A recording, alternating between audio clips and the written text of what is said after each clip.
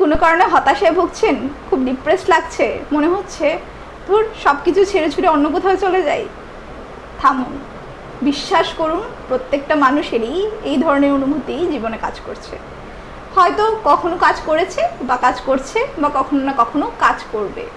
তাই মনে রাখবেন, প্রত্যেকটা মানুষই কোনো না কোনো দিক থেকে হতাশা বা ডিপ্রেশনের শিকার হয়, আর তার জীবনেও কোনো না কোনো ডিপ্রেশন সবসময়ই আসে। তো এই ডিপ্রেশনগুলো যখন আপনাদের জীবনে আসবে, বা আমরা তখন যদি একটু এইভাবে চিন্তা করি যে ডিপ্রেশনের মোমেন্ট যতই আসুক না কেন, নিশ্চয়ই পরবর্তীতে আমার কাছে ভালো কোনো মোমেন্টস আসছে, ভালো কিছু আমার লাইফে আসবেই। এই পজিটিভ থিংকটা যদি আমরা সবসময় আমাদের খারাপ সময়গুলোতেও করি, তাহলে কিন্তু খুব সহজেই খারাপ সময়গুলো আমরা পার করতে পারবো।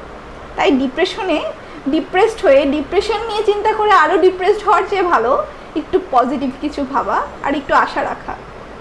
তাহলে মনে হয় একটু হলেও ডিপ্রেশন থেকে আমরা মুক্তি পেতে পারবো।